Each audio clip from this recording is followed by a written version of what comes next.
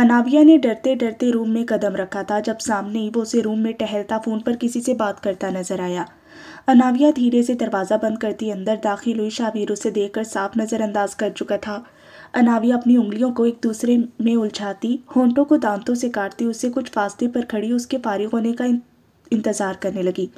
Grey colour کے لباس کا ہم رنگ دوپٹہ اس کے ایک شانے پر موجود تھا جبکہ آف وائٹ کلر کی شال اس کے دونوں کندھوں پر موجود بار بار پھسل رہی تھی۔ اس نے بالوں کو آج بھی چٹیا میں باندھ رکھا تھا جس سے دونوں اطراف میں نکلے بال اس کے حسین چہرے کے گرد ہالہ بنائے ہوئے تھے، سیاہ بادلوں میں چھپے چودویں کے چاند کی طرح۔ شابیر نے بے اختیار اس دلکش منظر سے نگاہیں چرائیں۔ اسے اتنی جلدی اس لڑکی کے آگے پگھلنا نہیں تھا جو ہر بار اس کی نرمی کا ناجائز فائدہ اٹھا کر نہ صرف اس کی بلکہ اپنی بھی تکلیف کا باعث بنتی۔ جی میں وہیں آ رہا ہوں، پھر آمنے سامنے بیٹھ کر آرام سے بات کرتے ہیں۔ شابیر فون کان سے ہی لگائے باہر کی جانب بڑھا تھا جو دیکھ کر اناویہ کا منہ حیرت سے کھل گیا۔ مطلب وہ اس سے بات ہی نہیں کرنا چاہتا؟ مجھے آپ سے بات کرنی ہے۔ اناویہ جس عزت کے ساتھ اسے پکاری تھی اس سے یہی ظاہر ہو رہا تھا کہ وہ اس سے اپنے شوہر کے عہدے پر فائز کر چکی ہے۔ اناویہ اسے باہر کی جانب بڑھتے دیکھ کر فوراً اس کے راستے میں آئی، جس پر شابیر نے اپنی سرد نگاہیں اٹھا کر اس کی جانب دیکھا۔ میرا راستہ چھوڑو، مجھے بہت ضروری کام سے جانا ہے۔ شابیر فون ہولڈ پر کرتا اسے کڑے تیوروں سے گھورتے ہوئے بولا تھا جو دروازے کے سامنے جمی کھڑی اس کا راستہ روکے ہوئے تھی۔ مجھے آپ سے ضروری بات کرنی ہے۔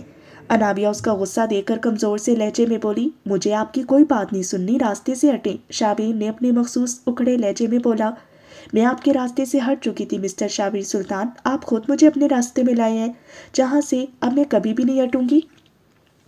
اناویہ اس کا بار بار یوں اگنور کرنا برداشت نہیں کر پا رہی تھی، اس لیے اب کی بات تب کر بولی۔ وہ اپنا غصہ واحد اسی شخص پر ہی تو نکالنا جانتی تھی۔ اناویہ پوری طرح اس کی جانب متوجہ یہ بھول چکی تھی کہ اس کی شال اس کے اوپر سے ڈھلک کر نیچے کر چکی ہے۔ اس وقت وہ شانے پر موجود دوپٹے کے ساتھ اپنے وجود کی رعنائیاں اجاگر کرتی شابیر سلطان کو اچھا خاصا ڈسٹرب کر رہی تھی۔ اناویہ کے کالے سیاہ بالوں کی لٹیں چٹیا سے نکل کر اس کے چہرے کے گرد بکھری اس کے حسن کو چار چاند لگا رہی تھی۔ میرے راستے سے ہٹنے کی جو گستاخی تم نے کی ہے نا اناویہ اکبر، اس کی معافی تو اب کبھی نہیں ملے گی تمہیں۔ وہ اس کے بالوں کی لٹ کو اپنی انگلی پر لپیٹتا اناویہ کا چہرہ اپنے چہرے کے قریب لے آیا۔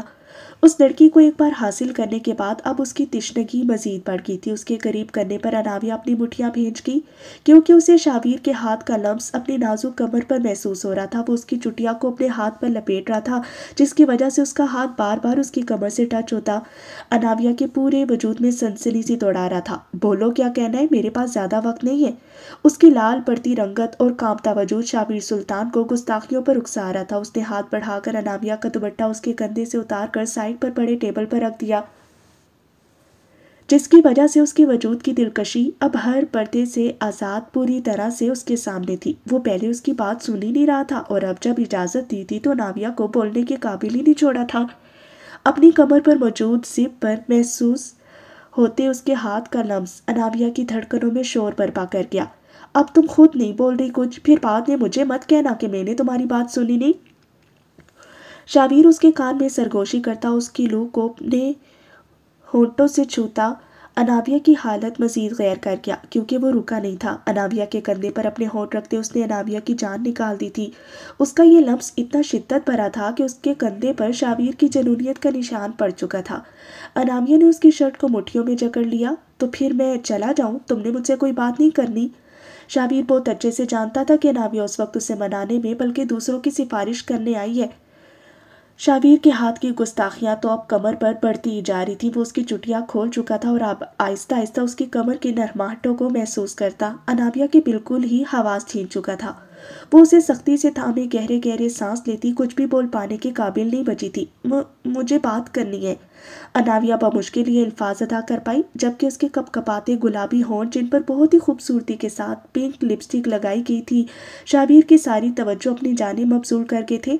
تو کرو نا مسز شابیر سلطان، میں منتظر ہوں۔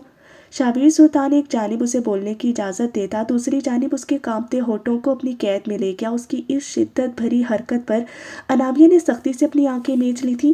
شابیر سلطان کا لمس اپنے اندر شدتیں اور دیوانگی سمیٹے ہوئے تھا۔ اب تک اس نے اس شخص کو اپنے لیے جتنا تڑپایا تھا یہ سب تو اب برداشت کرنا ہی تھا۔ اناویہ نے اس کی شرٹ کو سختی سے بھیج رکھا تھا مگر وہ ایسے ہی اس پر اپنی شدتیں لٹاتا اسے خود سے جدا کرنے پر بالکل بھی آمادہ نہیں تھا۔ جب اناویہ کی رکتی سانسیں دیکھ کر اسے رحم آ ہی گیا۔ انابیہ کا چہرہ شرم خفت اور اس کی دیوانگی سہتے اتنا لال ہو چکا تھا کہ ایسے لگ رہا تھا کہ جیسے اس کے وجود کا سارا خون سمٹ کر چہرے پر آن ٹھہرا ہو۔ اس کا ایک ہاتھ ابھی بھی انابیہ کی کمر پر تھا جس سے اس نے انابیہ کو تھام رکھا تھا، اور دوسرا وہ اس کے بالوں میں پھنسائے اس کا چہرہ خود سے قریب تر کر گیا۔ آئندہ میرے مقابل آ کر بات کرنے سے پہلے خود کو اچھی طرح تیار کر کے آنا، ورنہ ایسے ہی موقع نہیں ملے گا۔ شاویر کی بات پر انابیہ نے اپنی حیا سے بوجھل ہوتی لرزتی پلکیں اٹھا کر اس کی جانب دیکھا۔ میں نے معاف نہیں کیا تمہیں لڑکی، بہت دل دکھایا تم نے میرا۔ ہر بار میں آگے بڑھا ہوں، ہر بار میری محبت ثابت ہوئی ہے، تو کیا تم مجھ سے محبت بھی نہیں کرتی؟ شاویر اس کی آنکھوں میں جھانکتے بولا۔ اس سے اپنی ناراضگی یاد دلا گیا۔ اس کی بات پر انابیہ نے تڑپ کر اس کی جانب دیکھا۔ کیا اس شخص کو اب بھی پتہ نہیں چلا کہ وہ اس سے کتنی محبت کرتی ہے؟ تم جانتی ہو میں کہے سنے پر نہیں، عمل کرنے پر یقین رکھتا ہوں۔ شاویر اس کی ٹھوڑی پر اپنا لمب چھوڑتا دور ہوا تھا۔ انابیہ جلدی سے اس کے سامنے سے ہٹی، مگر وہ ابھی ایک قدم ہی آگے بڑھا پائی تھی جب شاویر نے اس کی کمر میں بازو حمائل کرتے اسے واپس اپنی جانب کھینچ لیا۔ وہ سیدھی اس کی سینے سے جا ٹکرائی۔ وہ رات میری زندگی کی سب سے حسین رات تھی جس کا خمار اب تک نہیں اتر پایا۔ تھینکس اس رات کے لیے۔ ویسے جو بات تم کہنے آئی تھی وہ بتائی نہیں تم نے؟ اس کے ماتھے پر عقیدت بھرے انداز میں لب رکھتے وہ ایک شوق سی گستاخی سے انابیہ کو سر سے پیر تک لال کرتا وہاں سے نکل گیا تھا، جبکہ اس کے الفاظ اور بے باک نگاہیں انابیہ کو حیا اور شرم سے دورہ کر کے انابیہ اپنے کپ کپاتے وجود کو تھامے وہیں کرسی پر ٹکی تھی۔ اس کے ہونٹوں پر شرم کی مسکراہٹ بکھری ہوئی تھی۔ اسے ابھی تک اپنے وجود کا ہر وہ حصہ سلگتا ہوا محسوس ہو رہا تھا جہاں شاویر سلطان نے اسے چھوا تھا۔ وہ یہ تو بھول ہی چکی تھی کہ وہ بات کیا کرنے آئی تھی۔ شاویر نے اسے کچھ سوچنے کے قابل چھوڑا ہوتا تو وہ سوچتی۔ وہ شخص تو اسے اس کے ہوش ہی بھلا گیا تھا۔ انابیہ اپنی کیفیت پر خود ہی مسکراتی سامنے مرر پر نظر آتے اپنے حلیے کو دیکھ کر مسکرائی۔ بہت محنت سے لگائی کہ اس کی لپسٹک کو وہ شخص چند لمحوں میں ہی غائب کر چکا تھا۔ اس کی چٹیا کا دشمن وہ آج بھی اسے پوری طرح سے کھول گیا۔ ان سب سے ہوتے انابیہ کی نظر اپنے کندھے پر پڑے نشان پر پڑی جو اس کی دھڑکنوں میں پھر سے انتشار برپا کر گیا تھا۔ میری شرط یہ ہے کہ مجھے آپ کی پہلی بیوی کو دیکھنا ہے۔ محمل کی شرط کچھ ایسی ہونے والی تھی پیمان پہلے سے جانتا تھا۔ وہ اسی گھر میں رہتی، آپ اسے دیکھ سکتی ہیں، مل بھی سکتی ہیں، بلکہ آپ کا جو دل چاہے آپ وہ کر سکتی ہیں۔ آپ بھی اس گھر کی مالکن ہیں اور اس گھر کی بھی، آپ کو جہاں رہنا ہے رہ سکتی ہیں۔ پیمان اس کی شرط آرام سے مان گیا۔ وہ اسی پر خوش تھا کہ محمل اب اس سے خفا نہیں ہے اور نہ ہی اسے دور جانے کی بات کر رہی ہے۔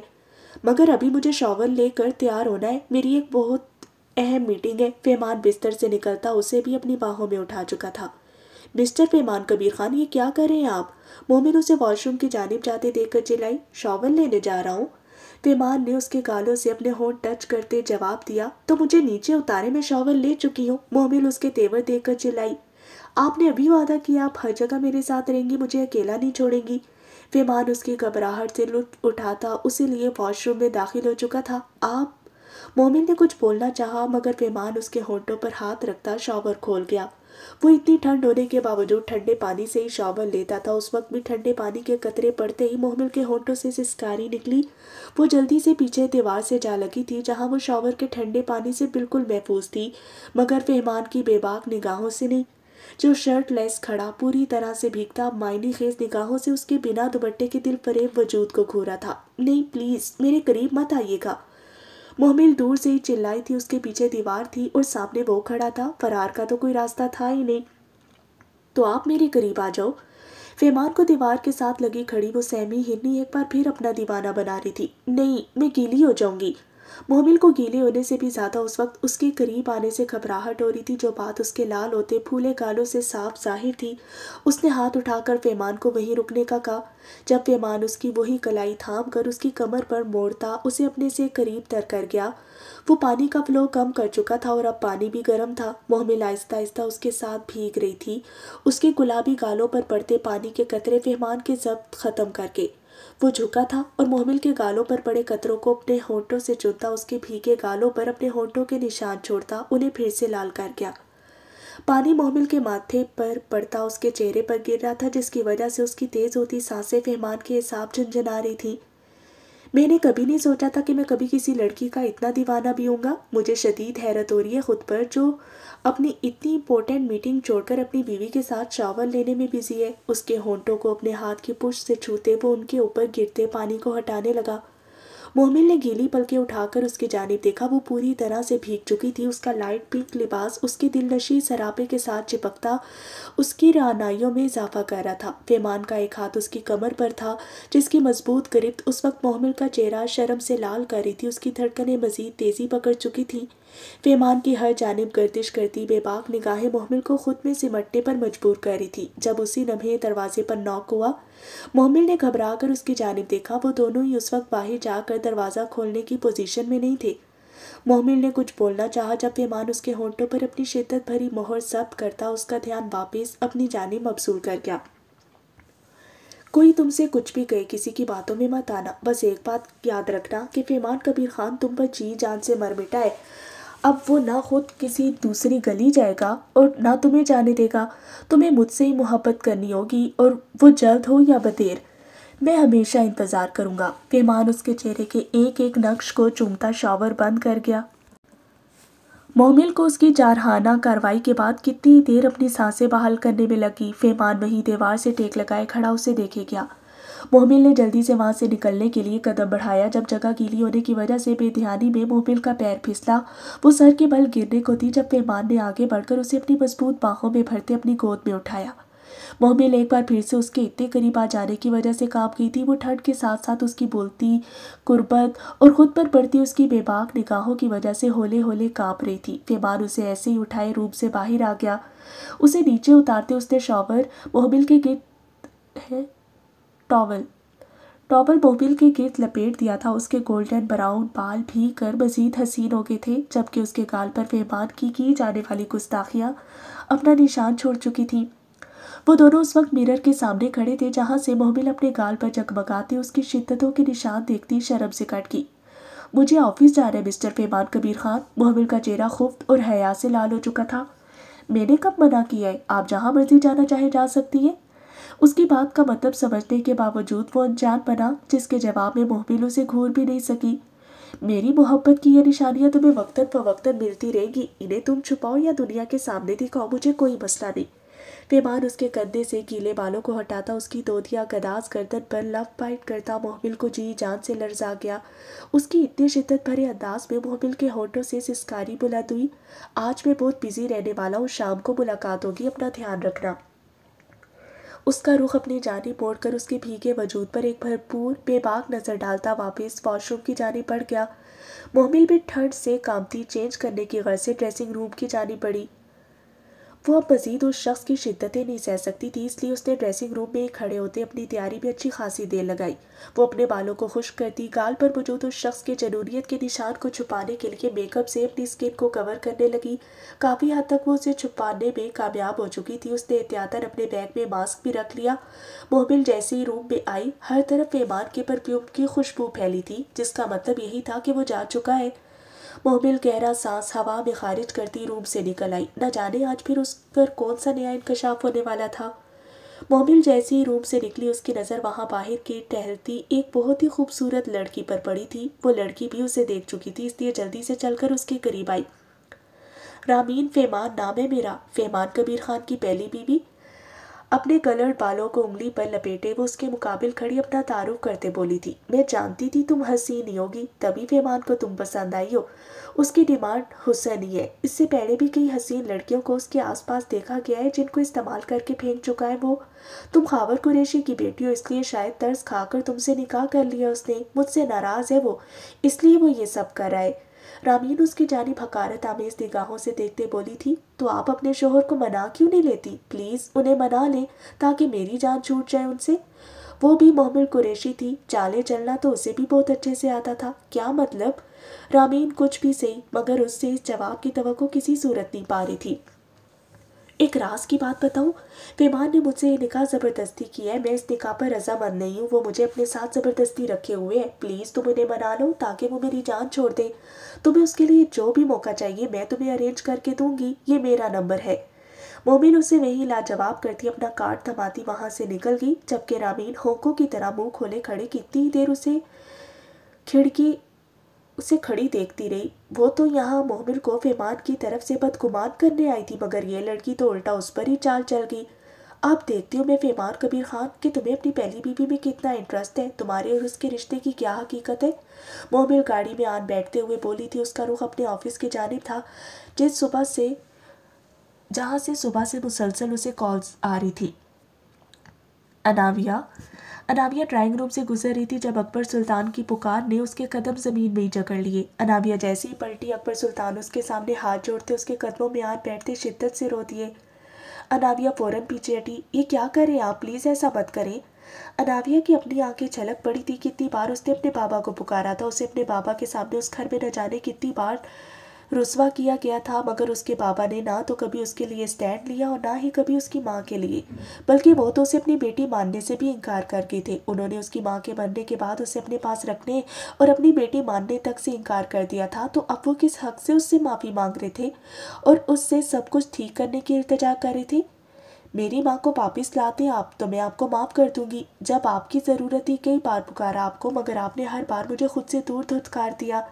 میں نے اپنی پوری زندگی یتیم اور لاوارث بن کر گزاری ہے۔ اگر شاویر سلطان میری زندگی میں نہ آیا ہوتا تو اب تک میں ان دونوں خاندانوں کی نفرت کی بھیٹ پڑ چکی ہوتی، مگر میں جتنا بھی جھٹلاؤں آپ کو اپنے باپ کے رتبے سے نہیں ہٹا سکتی۔ اسی ایک بات کے ناطے میں آپ کو معاف کرتی ہوں۔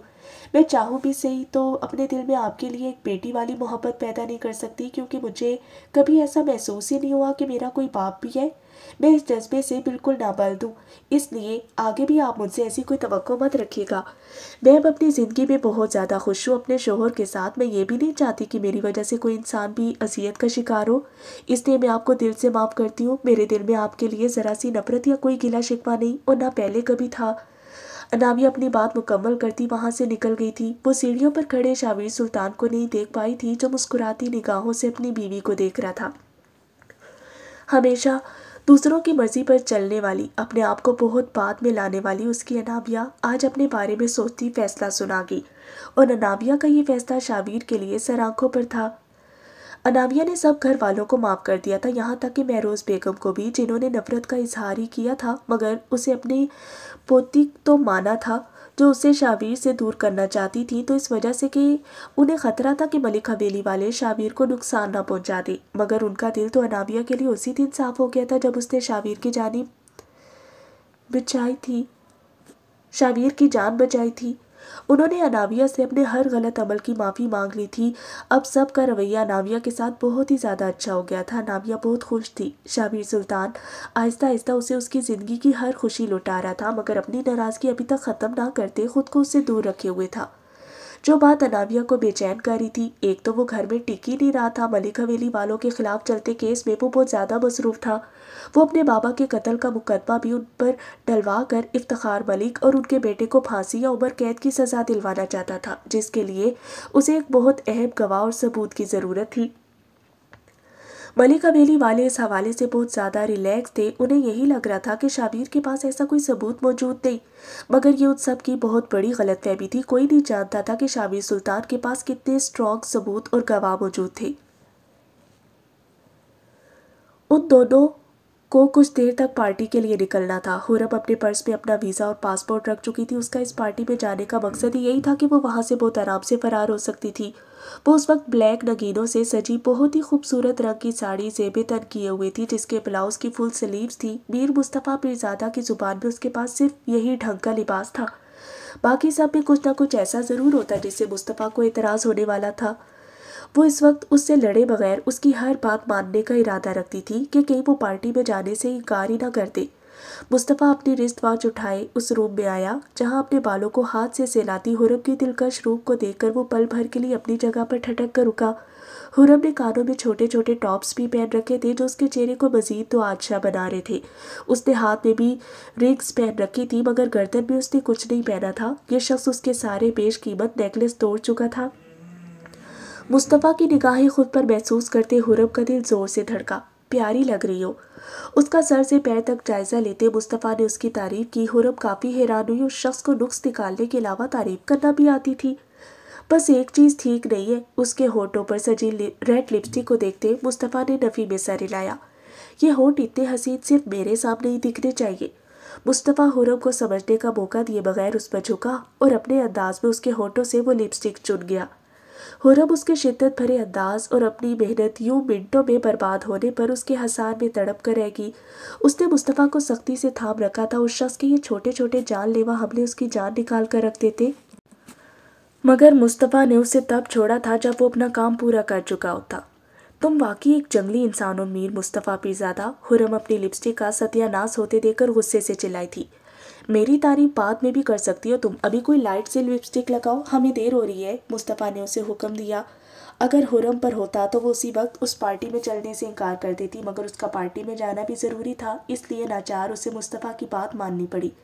یہ شال اوڑھ لو، مصطفیٰ نے اس کی الماری سے ایک بہت ہی خوبصورت کڑھائی والی گرے رنگ کی شال نکالتے اس کی جانب بڑھائی، جسے دیکھ کر خرم دانت پیس کر رہ گئی۔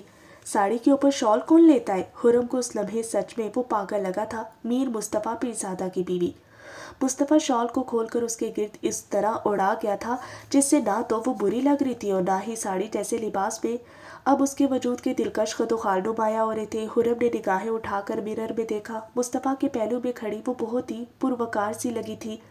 اس نے دل ہی دل میں بے اختیار نظر اتار لی تھی۔ مصطفیٰ بھی مرر پر ابھرتے دونوں کے عکس پر ایک بھرپور نگاہ ڈالتا خاموشی سے وہاں سے نکل گیا۔ وہ اپنا پرس اٹھاتی اس کے پیچھے روم سے نکل آئی تھی۔ وہ دونوں ایک ساتھ پارٹی کے انٹرنس سے اندر داخل ہوئے تھے، جہاں رونق عروج پر تھی۔ وہاں تقریباً سب مہمان پہنچ چکے تھے۔ ان کو دیکھتے ہی سب کیمروں کا رخ ان دونوں کی جانب مڑ گیا۔ جس طرح خرم اچانک سے منظر عام سے غائب ہوئی تھی، کسی کو بھی امید نہیں تھی کہ خرم اپنی فرینڈ کولیگ کی منگنی میں آئے گی، اور مصطفیٰ پیرزادہ پر تو ویسے ہی سب کی نظر رہتی۔ وہ بہت بڑا اسپانسر رہا تھا، اس کے علاوہ بھی اس کی چارمنگ پرسنالٹی کو دیکھ کر بہت سے پروڈیوسرز اور ڈائریکٹر اسے فلم اور ڈرامے کی آفر کر چکے تھے، مگر مصطفیٰ نے سختی سے انکار کر دیا۔ خرم نے مصطفیٰ کا بازو تھامے وہاں قدم رکھا۔ اس کی فرینڈ صدف سٹیج سے اتر کر خاص طور پر ان دونوں کو ویلکم کرنے آئی تھی۔ شاویر کہاں ہے؟ اناویہ نے حویلی میں موجود شاویر کے سب سے خاص آدمی سے پوچھا تھا۔ سائیں شہر گئے ہوئے ہیں۔ اناویہ کو ہمیشہ کی طرح وہی ایک جواب ملا۔ اس شخص کا بار بار شہر جانا تو اسے ویسے ہی مشکوک لگتا تھا، اور اب اس کے اتنے دنوں کی غیر موجودگی اناویہ سے ہضم ہونا مشکل ہو رہی تھی۔ شاویر پورے ایک ہفتے سے گھر نہیں آیا تھا، وہ کام میں بہت زیادہ مصروف تھا۔ اناویہ اسے کال کر کر کے تھک چکی تھی، مگر وہ اس کی کال پک ہی نہیں کر رہا تھا۔ وہ اس سے گن گن کر بدلے لے رہا تھا۔ میں بھی آپ ہی کی بیوی ہوں شاویر سلطان، دیکھتی ہوں آج آپ کیسے گھر نہیں آتے۔ اناویہ اپنا پلان ترتیب دیتی، اس میں اپنے کزنز کو بھی شامل کر گئی۔ عثما اور عطیلہ سے اس کی بہت اچھی دوستی ہو چکی تھی، یہ دونوں اس کے چھوٹے چچا کی بیٹیاں تھیں اور اب شاویر کے بجائے اس کی ٹیم میں شامل ہو چکی تھی۔ اناویہ نے انہیں ساری بات سمجھا کر خود اپنے بیڈ روم کی جانب بڑھ گئی، جب پیچھے سے اس کے کہنے کے مطابق عثما نے روتے ہوئے شاویر کو کال کرتے اسے اناویہ کے سیڑھیوں سے گر کر بے ہوش ہو جانے کی خبر دی، جو سنتے ہی شاویر سلطان شدید پریشانی کے عالم میں اسی لمحے شہر سے گاؤں کی جانب نکل آیا۔ وہ رستے میں سب کو کال کرنے کی کوشش کرتا آیا تھا، مگر گھر میں موجود تمام افراد کا نمبر اس کے پاس بزی ہی آ رہا تھا، جو بات اسے مزید پریشان کر رہی تھی۔ مگر وہ یہ نہیں جانتا تھا کہ اس کی بیوی کا ہی کارنامہ تھا جو اس کا نمبر سب کے موبائل پر بلاک کر چکی تھی۔ وہ شخص اسے تڑپا رہا تھا جس کا بدلہ تو اسے لینا ہی تھا۔ شاویر فل سپیڈ میں ڈرائیو کرتا حویلی پہنچا۔ اناویہ کہاں ہے؟ شاویر کی دھاڑ پر سب گارڈز الرٹ ہوئے، وہی لان میں بیٹھ کر خوشخبریوں میں مصروف۔ حویلی کے تمام افراد حیران ہوتے اس کے قریب آئے۔ اناویہ کہاں ہے؟ شاویر اس لمحے سب کو شعلے برساتی نگاہوں سے گھورتا بے چینی سے بولا تھا، اس کی اناویہ اگر سیڑھیوں سے گری تھی تو یہ لوگ اتنے پرسکون انداز میں یہاں کیسے بیٹھ سکتے تھے؟ اپنے روم میں؟ مگر ہوا کیا ہے شاویر؟ مہروز بیگم پریشانی سے آگے بڑھی، مگر شاویر انہیں کوئی بھی جواب دیے بغیر تیز قدموں سے روم کی جانب بڑھ گیا۔ باقی سب نے بھی پریشانی سے پیچھے جانا چاہا، مگر عطیلہ ان سب کو وہیں روک گئی۔ شاویر دروازہ کھولتا اندر داخل ہوا، پورا بیڈ روم خالی پڑا تھا۔ شاویر ٹیرس کی جانب بڑھا، جہاں وہ اسے آرام دہ کرسی پر بیٹھی ہینڈز فری کانوں میں لگائی آنکھیں موندے نظر آئی۔ شاید وہ شاور لے کر آئی تھی، جس کی وجہ سے اس کے لمبے سیاہ بال اس کی کمر پر بکھرے ہوئے تھے۔ پنک کلر کے لباس میں اس کی دودھیا رنگت مزید دمک رہی تھی۔ شاویر آگے بڑھا تھا اور اس کی کلائی تھام کر اپنے سامنے کھڑا اپنے سینے میں بھیج لیا۔ اب دیکھتی ہوں میں پیمان کبیر خان کہ تمہیں اپنی پہلی بیوی میں کتنا انٹرسٹ ہے، تمہارے اور اس رشتے کی کیا حقیقت ہے؟ مومل گاڑی میں آن بیٹھتے ہوئے بولی تھی۔ اس کا رخ اپنے آفس کی جانب تھا، جہاں سے صبح سے مسلسل اسے کئی کالز آ چکی تھیں۔ مومل جیسی اپنے آفس میں داخل ہوئی، ہر طرف سے اس پر پھولوں کی پتیوں کی برسات کرتی گئی۔ मोमिल ने पहले तो हैरत से आंखें फाड़ी उन सब के हाथों में बुके और गिफ्ट्स उठाए खड़े देखा, मगर बाद में जाकर उसे याद आया था कि अब वो दुनिया वालों के सामने पेमार कबीर खान के रूप में सामने आ चुकी थी, और ये सब लोग उसकी वजह से उसे मुबारकबाद देने के साथ साथ अपने सर पर बिठा रहे थे। वो उन सब का शुक्रिया अदा करती उनके हाथों से फूल ले चुकी थी। आपकी वजह से हमारा चैनल नंबर 1 रेटिंग पर आ चुका है। हमें बहुत ज़्यादा खुशी हो रही है कि आप हमारे साथ काम कर रही हैं। उसके बॉस उससे बहुत ज़्यादा खुश नज़र आ रहे थे। मोमिल उनकी बात पर मुरव्वतन मुस्कुराती अपने ऑफिस की जानिब बढ़ गई। वो जैसे ही अपनी कुर्सी पर आन बैठी, उसके हाथ में मौजूद मोबाइल ज़ोरों शोर से बज उठा।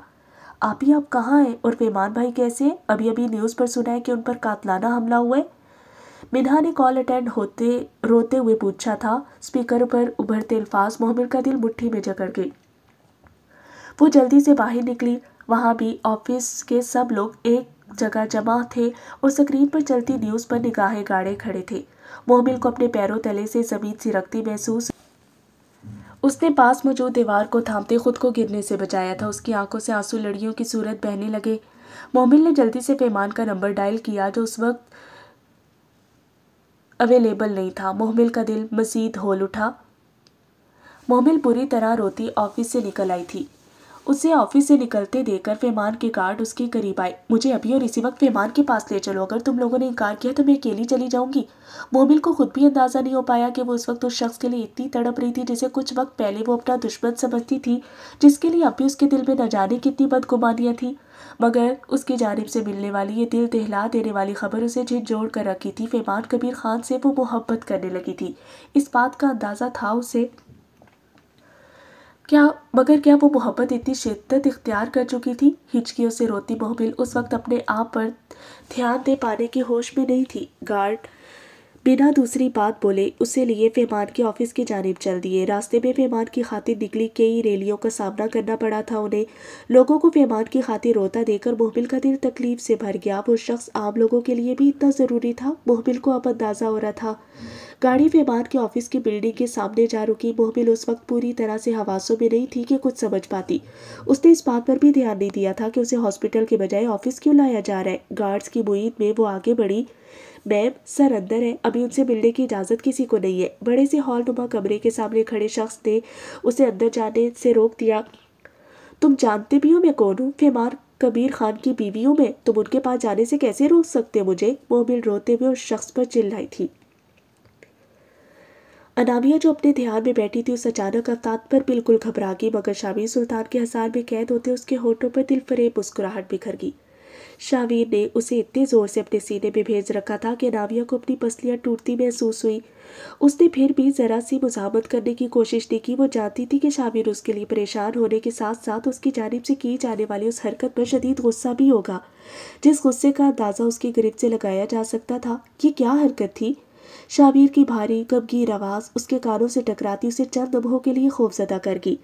अनामिया उसकी बात के जवाब में कुछ नहीं बोली थी। शाबीर ने उसे वैसे ही अपने हसार में कैद कर रखा था। शाबीर की गर्म सांसों से अनामिया को अपनी गर्दन झुलसती महसूस हो रही थी।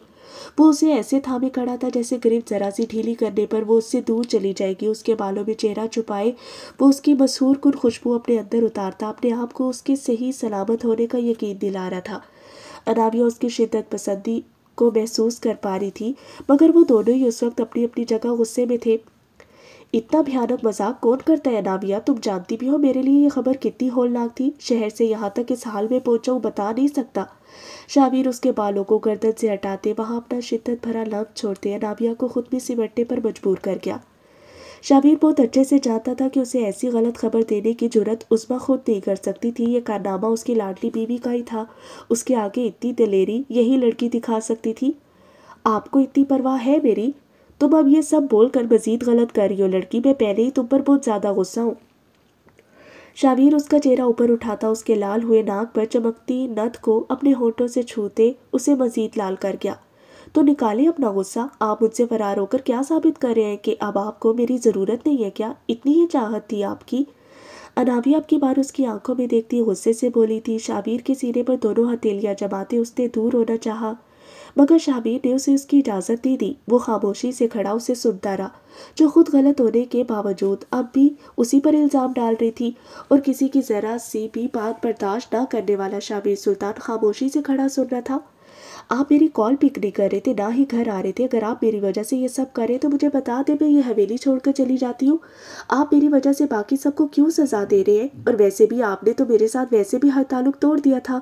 میں ہی پاگل ہوں جو اب بھی آپ کے پیچھے پڑی ہوئی ہوں، جبکہ آپ کو مجھ میں کوئی انٹرسٹ رہا ہی نہیں ہے۔ آپ بس ایک شوہر ہونے کا فرض نبھا رہے ہیں، جو کرنے کی ضرورت بالکل بھی نہیں ہے۔ آج بھی اگر میں یہ سب نہ کرتی تو آپ نے نہیں آنا تھا۔ میں نے آپ کو صرف اسی لیے بلایا کہ آپ کو بتا دوں میں اس حویلی کو چھوڑ کر جا رہی ہوں، بعد میں آپ کو مجھ پہ کوئی الزام نہ لگائیے گا۔ انامیہ ایک ہی سانس میں بولتی، آخر میں گہری سانس ہوا میں خارج کرتے خاموش ہوئی۔ اس کا چہرہ آنسوؤں سے بھیگتا، شدت سے بولنے کی وجہ سے لال ہو چکا تھا، سانسیں بھی پھول چکی تھی اور چہرے کے گرد بکھرے بال آنسوؤں سے بھیگتے گال کے ساتھ چپک گئے تھے۔ بس، یا بھی کوئی الزام بچ گیا مجھ پر لگانے کے لیے؟ اگر کوئی رہتا ہے تو ایک ہی بار وہ بھی بتا دو۔ پانی پی لو، تمہاری سانس پھول چکی ہے۔ شاویر نے سنجیدگی بھری نگاہوں سے اسے گھورتے آخر میں پانی کا گلاس اٹھا کر اسے پکڑایا۔ پی لو، آگے ضرورت پڑنے والی ہے اس کی۔ شاویر نے اس کے نفی میں سر ہلانے پر اس کے گداز لبوں کو گہری پرتپش نگاہوں سے دیکھتے کہا تھا۔ اس نے خاموشی سے اس کے ہاتھ سے گلاس تھام کر ہونٹوں سے لگایا اور ایک ہی سانس میں پورا گلاس خالی کر گئی۔ اس کے ہاتھ سے گلاس تھام کر واپس ٹیبل پر رکھتے شاویر نے اس کی جانب پیش قدمی کی۔ اسے قریب آتے دیکھ کر انامیہ الٹے قدموں پیچھے ہٹی۔ تو آپ کو لگتا ہے شاویر سلطان کو اب انامیہ شاویر کی ضرورت نہیں ہے؟ شاویر اس کی بات پر استہزائیہ ہنسا تھا، جس ہنسی کا ساتھ اس کی آنکھوں نے نہیں دیا، جس میں اس کی دیوانگی انامیہ کے لیے صاف جھلک رہی تھی۔ انامیہ کو اس کے تیور دیکھ کر احساس ہو رہا تھا کہ شاید وہ کچھ زیادہ ہی بول چکی ہے۔ وہ پیچھے ہوتی وہاں سے نکلنے کا ارادہ رکھتی تھی، جب شاویر ٹیرس کا دروازہ بند کرتا، اسے بازو سے تھام کر گلاس وال سے لگاتا اس کے اوپر جھکا۔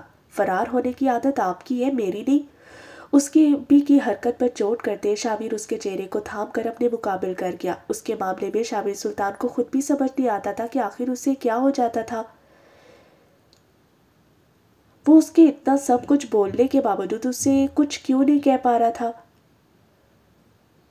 یہ لڑکی اس کی سانسوں میں بستی تھی، وہ اس کی خاطر کس کس سے نہیں لڑا تھا، پھر بھی وہ غصے اور ناراضگی میں اسے نہ جانے کیا کیا بول جاتی، مگر شاویر اسے کچھ بھی بولنے کا حق دے چکا تھا، کیونکہ پوری دنیا میں یہ لڑکی اس پر ہی اپنا حق جتاتی تھی۔ اس کے علاوہ وہ کسی کو اتنی اہمیت نہیں دیتی تھی۔ یہ انامیہ اکبر کا محبت کرنے کا انوکھا انداز تھا۔ انامیہ نے گھبرا کر اس کی جانب دیکھا۔ تمہیں اب تک اندازہ نہیں ہو پایا کہ تم میرے لیے کتنی ضروری ہو؟ پہلی نظر کی محبت ہو تم میری، تمہارے بغیر جینے کا تصور بھی نہیں کر سکتا۔ یہ چند دنوں کی دوری میرے لیے کس قدر اذیت کا باعث ہے اندازہ بھی ہے تمہیں؟ اور تم مجھے ہمیشہ ہمیشہ کے لیے چھوڑ کر جانے کی بات کر رہی ہو۔ تمہیں پانے کے لیے پوری دنیا سے لڑا ہوں میں۔ تم سوچ بھی کیسے سکتی ہو کہ تم کبھی مجھے چھوڑ کر جا پاؤ گی؟ ویسے تم میری نرمی کا ناجائز فائدہ اٹھا رہی ہو لڑکی، مگر میرا جائز فائدہ اٹھانا بھی برداشت نہیں کر پاؤ گی تم۔ شاویر اس کے ایک ایک نقش کو اپنے لفظ سے معتبر کرتا اس کے ہوش اڑا چکا تھا۔ میری ذرا سی محبت برداشت نہیں ہو پاتی اور تم میرا غصہ سہنے کی بات کر رہی ہو؟ اس کے کانپتے وجود کو اپنی باہوں میں بھرتے وہ اس کی کہی بات پر چوٹ کرتے بولا، کچھ دیر پہلے جو وہ غصے میں نہ جانے کیا سے کیا بول گئی تھی، اس وقت وہ اسی کی باہوں میں چھپتی اپنے کے الفاظ پر خود کو ہی کوس رہی تھی۔ آپ مجھے اگنور کر رہے تھے۔ انامیہ اب بھی اس پر نیا الزام عائد کر گئی۔ شاویر نے گہرا سانس بھر کر اس کی جانب دیکھا۔ وہ اپنی سانس سے بحال کرتی اتنے الزامات کے بعد الٹا اس سے شدید خفا نظر آ رہی تھی، کیونکہ میں ناراض ہوں، اور جب آپ سے کوئی انسان ناراض ہوتا ہے تو اسے منایا جاتا ہے، ایسے خطرناک جھٹکے دے کر اس کو ہارٹ اٹیک نہیں کروایا جاتا۔ شاویر سلطان اسے یاد دلاتے پیچھے ہٹا تھا کہ وہ اس سے ناراض ہے اور الٹا منا بھی وہی رہا ہے۔ شاویر کو اپنی حالت پر اس لمحے ہنسی آئی تھی، جب آپ گھر ہی نہیں آئیں گے، شہر میں نہ جانے کیا کیا کرتے پھریں گے، تو میں کیسے مناؤں گی آپ کو؟ انامیہ نے اس کے دور ہونے پر شکوہ کناں نگاہوں سے اسے دیکھا تھا۔ وہ اس وقت نکھری نکھری سی کھڑی کھلے بالوں کی آبشار سے اپنے نازک سراپے کو ڈھکے شاویر کو سیدھی اپنے دل میں اترتی محسوس ہوئی۔ وہ بھلا اس لڑکی کے قریب رہ کر اپنے دل و دماغ پر کیسے قابو رکھ پاتا، جو ہر وقت اسے لڑنے جھگڑنے کو تیار رہتی، مگر پھر بھی اسے سب سے زیادہ عزیز تھی۔ اس وقت بھی اس کے مارے جانے والے تانے پر وہ اپنے ہونٹوں پر محسوس کن مسکراہٹ آنے سے نہیں روک پایا۔ کیا مطلب؟ آپ اپنے اس جملے یہ کیا کرتا پھر رہا ہوں میں کی ذرا وضاحت کریں گی ذرا؟ شاویر نے اس کے حسین سراپے پر اپنی بے باک نگاہیں کاٹتے اسے گھورا تھا۔ اس کے انداز پر انامیہ پزل ہوئی۔ मुझे अब यही फील हो रहा है कि अब आपका दिल मुझसे भर चुका है। वैसे भी आपकी जिद तो पूरी हो ही चुकी है अपने दुश्मनों को हराकर मुझे हासिल करने की, तो मुझे यहाँ हवेली में ही छोड़ने का फैसला करते आपने अपने लिए अपने से कम उम्र कोई खूबसूरत सी लड़की ढूंढ ली होगी। वैसे भी आपको वहाँ सबके सामने शर्मिंदा ही होना पड़ेगा कि आपकी बीवी आपसे 3 साल बड़ी है, इसलिए आपने अपने लिए कोई नई और खूबसूरत लड़की ढूंढ ली होगी। अनाविया अपनी बात मुकम्मल करती टेरेस से जा चुकी थी, जबकि शावीर अपना सर पकड़कर बैठ गया। वो उस वक्त अपने दुश्मनों से मुकाबला करता या अपनी बीवी की नाराजगियां दूर करता। मलिक हवेली वाले उसके खिलाफ नई प्लानिंग्स कर रहे थे। वो जानते थे शावीर के पास कोई बहुत ही ठोस सबूत मौजूद है जिससे वो लोग इफ्तिखार मलिक और बाकी सबको नहीं बचा पाएंगे। इसलिए वो एक बार फिर से शावीर को मारने का प्लान बना रहे थे। शाबीर ने सुल्तान हवेली के गेट की सिक्योरिटी बढ़ा दी थी और सब घर वालों को बिला वजह आने जाने से मना कर दिया था। वो खुद भी अभी हवेली आकर उन सबको खतरे में नहीं डालना चाहता था, मगर क्या करता अपनी बीवी का, जो उसके हवेली ना आने को कुछ और ही समझ बैठी थी। शाबीर रूम में आया, मगर अनामिया उसे वहां कहीं भी नजर नहीं आई। उसे बुलाकर वो खुद गायब हो चुकी थी। शाबीर ने मुलाजमा से कहकर अनामिया को कॉफी लाने का हुक्म दिया, जो थोड़ी देर बाद मुलाजमा के हाथों से भिजवा दी गई। इसे वापस ले जाओ। शाबीर ने कॉफी वापस भिजवा दी। तुम रूम में आ रही हो या मैं नीचे आऊं? शाबीर ने अनामिया को मैसेज किया, जो फौरन सीन कर दिया गया। मैं कुछ काम में बिजी हूँ, अभी नहीं आ सकती। अनामिया ने फौरन जवाब दिया ताकि वो खुद नीचे ना आए। वो उसे सताने का इरादा भी रखती थी, मगर ये भी नहीं चाहती थी कि शाबीर नीचे आए, क्योंकि ये शख्स पहले ही किसी के सामने कोई लिहाज नहीं रखता था। अब तो वो उसकी बीवी थी। दादी जान, मेरी बीवी को किस काम में लगा रखा है आपने? इसे फौरन रूम में भेजे, मैं अपनी बीवी को मिस कर रहा हूँ। शाबीर ने अनाविया की बात का कोई भी जवाब दिए बगैर सीधी महरोज बेगम को कॉल मिलाई, जो उसकी शोखी में कई बात सुनकर अपनी मुस्कुराहट नहीं रोक पाई थी। अनाविया, शाबीर कह रहा है वो अपनी बीवी को बहुत मिस कर रहा है, जल्दी से रूम में जाओ, वरना मेरा पोता तुम्हें ढूंढते ढूंढते यहाँ आ भी जाएगा। वो भी आगे से शाबीर सुल्तान की दादी थी। वहां मौजूद घर की तमाम ख्वातीन का लिहाज किए बगैर उन्होंने सबके सामने अनाविया शाबीर की जो बेकरारी बताई थी। अनाविया सबकी शोख निगाहों पर अपनी जगह पानी पानी हो चुकी थी। जाओ अनाविया, हमारे शाबीर को इतना क्यों तड़पा रही हो? उन सब की छेड़खानियां अनाविया के कानों से धुएं निकाल गई। उसने वहां से उठना ही मुनासिब समझा। वो गुस्से से रूम में दाखिल हुई जब उसे पूरा बेडरूम खाली पड़ा नजर आया। उसे बुलाकर वो खुद कहाँ चला गया? अनाविया भी यही सोच रही थी जब उसे अपने पीछे दरवाजा बंद होता महसूस हुआ। अनाविया का दिल धक से रह गया। वो वापस पलटी थी जब सामने ही शाबीर सुल्तान सीने पर बाजू बांधे उसे घूरता नजर आया। अपने सारे काम छोड़कर इतने दूर से तुम्हारे कहने पर यहाँ आया हूँ। तुम्हें क्या लगता है कि तुम्हें खुद को यूं नजरअंदाज करने दूंगा? आप वापस जा सकते हैं मिस्टर शाबीर सुल्तान। मुझे आपकी जिंदगी में अपनी अहमियत का अंदाजा बहुत अच्छे से हो चुका है। आप बेशक चले जाए वापस। चला जाऊं वापस? पक्की बात है? तुम खुद अब मुझे जाने को बोल रही हो, बाद में ये मत बोलना कि मैं तुम्हें छोड़कर चला गया। शाबीर की बात पर भी अनाविया ने रुख नहीं मोड़ा। जब शाबीर उसके पास से गुजरता बैठ के जाने बढ़ा और वहां से अपना मोबाइल और वॉलेट उठाते वापस उसके मुकाबिले आन खड़ा हुआ। वापिस जा रहा हूँ सिर्फ तुम्हारे कहने पर। शाबीर को वो उस लम्हे रूठी रूठी सी बहुत ज्यादा प्यारी लगी। मुझे इस्तेमाल ना करें, आप खुद बेकरार हैं शहर जाने के लिए। अनामिया उसकी जानी देखती उसको जाता देखकर उससे मजीद खफा हो चुकी थी। यार, कौन कहता है कि तुम मुझसे 3 साल बड़ी हो? मुझे लगता है किसी छोटी सी लड़ती झगड़ती बच्ची से शादी कर ली है मैंने, जिसे सिर्फ मुझसे लड़ना आता है। शाबीर उसका नाक खींचते बोला था। आप कहीं नहीं जा रहे। अनामिया ने उसके हाथ से मोबाइल और वॉलेट ले लिया। वॉलेट के अंदरूनी तरफ उसे एक तस्वीर चकमकाती नजर आई, जिसे खोलते ही सामने वो उसी के तेवरों के साथ शाबीर के सामने खड़ी उसे घूर रही थी। जवाबन शाबीर उससे उस वक्त की तरह ही मोहब्बत पाश निगाहों से तके जा रहा था। अनामिया ने उसकी जानिब देखा। जब शाबीर उसकी कमर में बाजू हमाल करता उसे अपने करीब खींच गया। तुम्हें सिर्फ दिल दुखाना ही आता है, दिल को जोड़ना या बनाना नहीं आता। कैसी जालिम और बेहिस लड़की हो तुम। आता है, अनामिया धीरे से बोली। शाबीर सुल्तान के इतने करीब आ जाने से उसकी सांसें वैसी ही नॉर्मल नहीं रहती थी। तो मनाओ, मैं शिद्दत से मुंतजिर हूँ। मुझे डर लगता है। अनामिया बहुत ज्यादा घबराहट का शिकार थी। किससे? शाबीर उसे आजाद करता सोफे पर जा बैठा। वो बहुत लंबी ड्राइव करके आया था, बहुत ज्यादा थक चुका था। ऊपर से उसकी जालिम बीवी लड़ने के साथ साथ उसे कॉफी भी देने से इनकारी थी। आपसे। अनामिया उसके चेहरे पर थकन के आसार साफ नोट कर पा रही थी। उसे न जाने क्यों अंदर से पशेमानी सी हुई। वो अपना गुस्सा कम करने के लिए उस पर न जाने क्यों ऐसे इल्जामात की बारिश कर देती।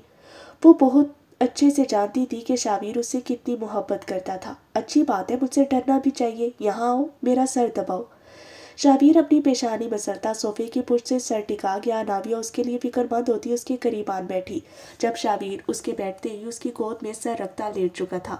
صوفہ اتنا بڑا ضرور تھا کہ وہ بہت ہی آسانی سے اس پر جد لیٹ گیا۔ اناویہ اپنے نرم و گداز ہاتھوں سے دھیرے دھیرے اس کا سر دبا رہی تھی۔ شابیر بہت زیادہ سکون محسوس کر رہا تھا۔ اس نے آنکھیں موند رکھی تھی، مگر اناویہ کا چہرہ ٹماٹر کی طرح لال اس وقت ہوا جب شابیر اس کی جانب کروٹ بدل گیا۔ شابیر کی گرم سانسوں کا لمس اور اس کے ہونٹ اناویہ کو اپنے پیٹ سے ٹچ ہوتے محسوس ہوئے۔ شابیر کی پیشانی پر چلتے اس کے ہاتھوں میں واضح کپکپاہٹ ہوئی۔ جب شابیر اس کے دونوں ہاتھوں کو تھامے اپنے چہرے کے نیچے رکھ گیا، اناویہ نے محبت پاش نگاہوں سے شابیر کی جانب دیکھا۔ اناویہ اس کے لمس کو محسوس کرتی شرم سے دوری ہوئی تھی، مگر وہ وہاں سے ذرا سا ہل بھی نہیں پائی تھی، کیونکہ اس کے شوہر نامدار کی نیند میں اگر ذرا سا بھی خلل آ جاتا تو اس کی خیر کسی صورت نہیں ہونی تھی۔ وہاں سب لوگوں کی حرم کا یہ نیا روپ دیکھ کر بہت حیرت زدہ تھے، جو اس طرح ڈھکے چھپے حلیے میں بھی بے پناہ حسین لگ رہی تھی۔ ماشاءاللہ، بہت خوبصورت کپل ہے آپ کا، منگنی ہماری ہے، مگر میڈیا والوں کی نظر میں آج کا مین کپل آپ دونوں بن چکے ہیں۔ صدف ان دونوں کو وہاں دیکھ کر بہت خوش تھی۔ ان کے فنکشن کو 4 چاند لگ چکے تھے۔ تم اگر مجھ سے الگ ہو کر اگر کسی اور سے بات کر لو گے تو میں کہیں بھاگ نہیں جاؤں گی۔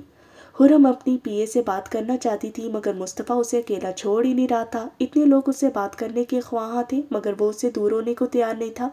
اگر بھاگ گئی تو کیا کروں گا میں؟ مصطفیٰ اس کے بالوں کی لٹ کو چہرے سے ہٹاتے اس کے کان کے پیچھے اڑستے سنجیدگی سے بولتا۔ حرم کو پل بھر کے لیے ساکت کر گیا۔ کہیں اسے یہ پتا تو نہیں چل گیا کہ وہ واقعی بھاگنے والی ہے؟ لیکن اگر اسے پتا ہوتا تو وہ اسے یہاں کبھی نہ لاتا۔ حرم اپنے دل کو تسلی دیتے بولی، اوکے، اگر تم اس وقت چاہتی ہو کہ میں تم سے دور ہو جاؤں تو ٹھیک ہے۔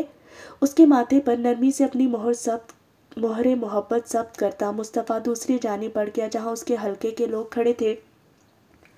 حرم اس کی اس عقیدت اور محبت بھرے لمس پر کتنے ہی لمحے اپنی جگہ سے ہل بھی نہیں پائی تھی۔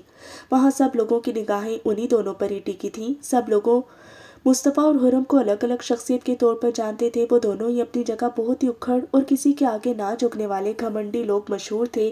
نہ آج تک حرم کو کوئی ٹکر دے پایا تھا اور نہ ہی مصطفیٰ پیرزادہ کو۔ جو لوگ کسی کی سنتے نہیں تھے، ان دونوں کو آج ایک دوسرے کے ساتھ اتنی محبت سے پیش آتے دیکھ کر وہ سب لوگ کھنچ سکتے میں تھے۔ وہ دونوں نہ صرف ایک ساتھ تھے بلکہ ایک دوسرے کی ہر بات بھی مان رہے تھے۔ حرم کا دل اسے کوئی بھی غلط قدم اٹھانے سے روک رہا تھا۔ بہت ساری باتیں اس کے دماغ کی گڑبڑ ہو رہی تھی۔ دل اور دماغ کی جنگ ایک بار پھر سے چھڑ چکی تھی، جس میں ہمیشہ کی طرح جیت دماغ کی ہوئی تھی۔ دل اپنی منوا پانے میں ناکام رہا۔ حرم نے اپنی پی اے کو کال ملائی۔ میڈم، باہر سب کچھ ریڈی ہے، بس آپ کے باہر نکلنے کا انتظار ہے۔ حرم کی سیکورٹی بول رہی تھی۔ اس کی بات سن کر حرم کا دل بجھ سا گیا تھا۔ سب کچھ بنا لیا، رکاوٹ کے بالکل ٹھیک چل رہا تھا۔ حرم نے نگاہیں موڑ کر مصطفیٰ کی جانب دیکھا، جو اس کی جانب بالکل بھی متوجہ نہیں تھا۔ حرم کی دھڑکنیں ہر گزرتے لمحے کے ساتھ تیز ہو رہی تھیں۔ اس کی آنکھوں میں نمی اتر رہی تھی۔ اس کا مصطفیٰ سے دور جانے کا وقت قریب آ چکا تھا۔ اس کی نگاہیں مصطفیٰ پر ٹکی ہوئی تھی، جیسے چاہتی ہوں کہ وہ اسے روک لے۔ وہاں میوزک شروع ہو چکا تھا۔ بہت سے کپل ڈانس فلور پر ایک دوسرے کے ساتھ ڈانس کرتے انجوائے کر رہے تھے۔ حرم نے نگاہیں موڑ کر مصطفیٰ کی جانب دیکھا۔ وہ ابھی اسے ہی دیکھ رہا تھا۔ ان دونوں کے بیچ کافی فاصلہ تھا۔ وہاں اب تقریباً تمام میرڈ کپلز ڈانس کر رہے تھے۔ سب لوگوں کی نگاہیں ان دونوں پر ٹکی ہوئی تھی، جو ارد گرد کی ہر شے بھلائے بس ایک دوسرے کو تکے جا رہے تھے۔ اس نے خود مصطفیٰ کو اپنے سے دور جانے کا کہا تھا، پھر بھلا وہ کیسے خود چل کر اس کے قریب آتا؟ آج بھی اس شخص کی انا اس کی محبت سے اوپر تھی۔ حرم کی آنکھیں بھیگ گئی تھیں۔ وہاں لائٹس کی بہت مدھم روشنی تھی، جس میں کسی کی نظر اس کے آنسوؤں پر نہیں پڑ رہی تھی۔ حرم نے اپنی بھیگی پلکیں اٹھا کر مصطفیٰ کی جانب دیکھا، مگر اب وہ وہاں پر موجود نہیں تھا۔ حرم کا دل بے چین ہوا۔ اس نے بے قراری سے نگاہیں چاروں جانب گھماتے مصطفیٰ کو ڈھونڈا۔ کبھی خود سے دور کرتی ہو، کبھی قریب نہ پا کر تڑپنے لگتی ہو۔ پہلے اپنے دل سے پوچھو کہ تم کیا چاہتی ہو حرم پیرزادہ۔ مصطفیٰ اس کے پیچھے کھڑا اس کے کان میں سرگوشی کرتے بولا تھا۔ حرم نے مڑ کر اس کی جانب دیکھا اور بنا کچھ بولے اس کے کندھے پر سر ٹکا دیا۔ میرا دل کیا چاہتا ہے، آج تک نہ تم نے کبھی اس کی سنی ہے اور نہ میں اس کی کبھی سنوں گی۔ اس کی قسمت میں ہمیشہ تڑپنا اور تمہاری جدائی میں سلگنا لکھا ہے۔ اس کی یہی سزا تجویز کی ہے میں نے۔ وہاں میوزک بہت لاؤڈ تھا، مگر وہ دونوں ایک دوسرے کے اتنے قریب تھے کہ بآسانی ایک دوسرے کی بات سن پا رہے تھے۔ انہیں پرواہ نہیں تھی کہ لائٹس کا رخ ان کی جانب ہے یا نہیں، لوگ ان کے بارے میں کیا باتیں کر رہے ہیں۔ انہیں ایک دوسرے کے سوا اس لمحے کسی کی پرواہ نہیں تھی۔ تم اس دل کو میری اجازت کے بغیر کوئی سزا نہیں سنا سکتی، اسے سالوں پہلے تم میرے نام لگا چکی ہو، اس کا فیصلہ بھی اب میں ہی کروں گا۔ مصطفیٰ اس کے کندھے سے ڈھلکی شال کو درست کرتے اس کی آنکھوں سے گرتے آنسو کو اپنی پوروں پر چن گیا۔ نہیں، تم ایسا نہیں کرو گے، میں اب تمہاری کوئی بات نہیں مانوں گی۔ حرم ایک دم سے اس سے دور ہوئی، اس کے چہرے پر اچانک سے خوف سا پھیل گیا، دوبارہ اس ساحر کے شہر میں جکڑے جانے کا خوف۔ تو رو کیوں رہی ہو؟ مصطفیٰ نے اس کے قریب ہونا چاہا، جب محمل مزید 2 قدم پیچھے ہٹی۔ کیوں؟ اب میں اپنی مرضی سے رو بھی نہیں سکتی کیا؟ حرم نے اپنے آنسو صاف کرتے خفگی کا اظہار کیا تھا۔ وہ اس سے دور جانا چاہتی تھی، مگر یہ شخص آہستہ آہستہ اسے اپنے مزید قریب لا رہا تھا۔ تم بہت اوور ری ایکٹ کر رہی ہو۔ مصطفیٰ اس کی جانب بڑھا ہی تھا جب مصطفیٰ کے موبائل پر آتی کال اسے اپنی جانب متوجہ کر گئی۔ مصطفیٰ ایک نظر اس روتی بصورتی لڑکی پر ڈالتا کال کی جانب متوجہ ہوا۔ کافی شور ہونے کی وجہ سے اسے ذرا فاصلے پر ہو کر کال سننی پڑی، جس بات کا فائدہ اٹھاتے حرم جلدی سے وہاں سے ہٹ گئی۔ اس کے لوگوں نے پہلے ہی اس کے وہاں سے نکلنے کے تمام انتظامات کر دیے تھے۔ حرم نے مصطفیٰ کی دی ہوئی شال کو سہارا لیتے اپنے چہرے کو اچھی طرح ڈھک لیا تاکہ باہر کھڑے مصطفیٰ کے گارڈ میں سے کوئی بھی اسے پہچان نہ سکے۔ وہ بنا کسی رکاوٹ کے پارکنگ ایریا میں آ گئی، اسے آتا دے کر گاڑی سٹارٹ کر دی گئی جس میں بیٹھتے حرم وہاں سے نکل آئی تھی۔ یہ سب کرتے اس کا دل خوف کے مارے لرز رہا تھا، چہرہ پوری طرح سے آنسوں میں بھیگ رہا تھا۔ وہ اس ایریا سے کافی دور نکل آئے تھے، اس کی گاڑی ایئرپورٹ کی جانب رواں دواں تھی جب اچانک کسی خیال کے تحت اس نے اپنا پرس چیک کیا، لیکن آگے جو کچھ اسے دیکھنے کو ملا تھا وہ اس کی آنکھوں میں حیرت و بے یقینی کا جہاں آباد کر گیا۔ اس کے پرس سے پاسپورٹ غائب ہو چکا تھا اور ایک چھوٹا سا پنک کلر کا نوٹ رکھا نظر آیا جس پر بہت ہی خوبصورت ہینڈ رائٹنگ میں لکھا تھا، "یو آر مائن حرم پیرزادہ، کبھی بھاگ نہیں پاؤ گی مجھ سے"۔ حرم کے پورے وجود میں خوف کی شدید لہر دوڑ گئی تھی، تو اس کا مطلب مصطفیٰ جانتا تھا کہ وہ فرار ہونے والی ہے۔ حرم نے اپنا سر پکڑ لیا تھا، اب وہ شخص اس کے ساتھ کیا کرنے والا تھا جب اسی لمحے گاڑی ایک جھٹکے سے رکی۔ کیا ہوا؟ حرم نے کانپتی آواز میں ڈرائیور سے پوچھا۔